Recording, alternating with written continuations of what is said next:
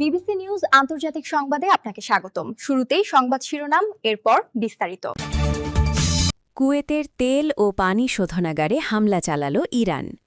ইরানের ইস্পাত খাতের ৭০% ধ্বংস করা হয়েছে, নেতানিয়াহু।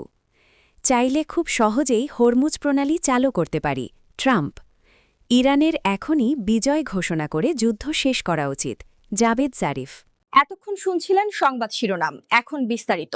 আপনি যদি মুসলিমদের পাশে থাকতে চান তাহলে ভিডিওতে লাইক করে চ্যানেলটি অবশ্যই সাবস্ক্রাইব করে দিবেন এবং কমেন্টে জানিয়ে দিবেন আপনার মূল্যবান মতামত। এখন বিস্তারিত। কুয়েতের তেল ও পানি শোধনাগারে হামলা চালাল ইরান। যুক্তরাষ্ট্র ও ইসরায়েলের সাথে ইরানের যুদ্ধের ৩৫তম দিনে মধ্যপ্রাচ্যের উত্তেজনা এক নতুন মাত্রায় পৌঁছেছে। শুক্রবার ৩ এপ্রিল কুয়েতের গুরুত্বপূর্ণ জ্বালানি ও পানি অবকাঠামো লক্ষ্য করে ইরান ভয়াবহ ড্রোন ও মিসাইল হামলা চালিয়েছে বলে খবর পাওয়া গেছে। কুয়েতে কর্তৃপক্ষের বরাতে জানা যায়, স্থানীয় সময়ে শুক্রবার দ্বীপ্রহরের ঠিক আগে একটি বিদ্যুৎ ও লোনাপানি শোধনাগার ইরানি হামলার শিকার হয়। তবে এই হামলায় ক্ষতির সঠিক পরিমাণ এখনও নিশ্চিত হওয়া যায়নি। ইরানের ইস্পাত খাতের শতাংশ ধ্বংস করা হয়েছে, নেতানিয়াহু। যুক্তরাষ্ট্র ও ইসরায়েলের সম্মিলিত বিমান হামলায় ইরানের মোট ইস্পাত উৎপাদন ক্ষমতা শতাংশই ধ্বংস হয়ে গেছে বলে দাবি করেছেন ইসরায়েলি প্রধানমন্ত্রী বেনিয়ামিন নেতানিয়াহু। শুক্রবার ৩ মার্চ এক ভিডিও বিবৃতিতে তিনি জানান, ইরানের গুরুত্বপূর্ণ অবকাঠামো এবং শিল্পভিত্তিকে লক্ষ্য করে চালানো ধারাবাহিক হামলার ফলে এই ব্যাপক ক্ষতি হয়েছে। বিবৃতিতে নেতানিয়াহু বলেন, ইসরায়েলি বাহিনী বর্তমানে ইরানের সামরিক কমান্ডারদের নির্মূল করার পাশাপাশি গুরুত্বপূর্ণ সেতু ও বিভিন্ন অবকাঠামোতে বোমাবর্ষণ করছে। একে একটি বিশাল অর্জন হিসেবে অভিহিত করে তিনি দাবি করেন, এই ধ্বংসযজ্ঞের ফলে ইরানের বিপ্লবী গার্ড বাহিনী IRGC একদিকে যেমন তাদের আর্থিক উৎস হারিয়েছে, অন্যদিকে বড় ধরনের অস্ত্র উৎপাদনের সক্ষমতাও খুইয়েছে। চাইলে খুব সহজেই হরমুজ প্রণালী চালু করতে পারি, ট্রাম্প ওয়ার্কিং প্রেসিডেন্ট।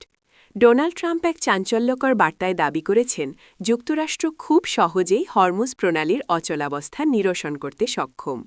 নিজের সোশ্যাল মিডিয়া প্ল্যাটফর্ম ট্রুথ সোশ্যালে দেওয়া এক পোস্টে তিনি উল্লেখ করেন, হাতে কিছুটা সময় পেলে তারা অনায়াসেই এই কৌশলগত জলপথটি উন্মুক্ত করতে পারবেন। ট্রাম্পের মতে এই পথটি খুলে দেওয়ার মাধ্যমে সেখান থেকে তেল সংগ্রহ করে বিশাল অঙ্কে মুনাফা অর্জন করা সম্ভব।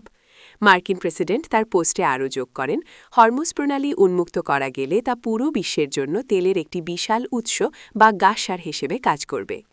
মধ্যপ্রাচ্যে চলমান যুদ্ধ এবং হরমুজ প্রণালী নিয়ে যখন আন্তর্জাতিক মহলে চরম উদ্বেগ ও কূটনৈতিক টানাপোড়েন চলছে, ঠিক তখনই ট্রাম্পের এমন আক্রমণাত্মক ও আত্মবিশ্বাসী মন্তব্য বিশ্ব রাজনীতিতে নতুন আলোচনার জন্ম দিয়েছে।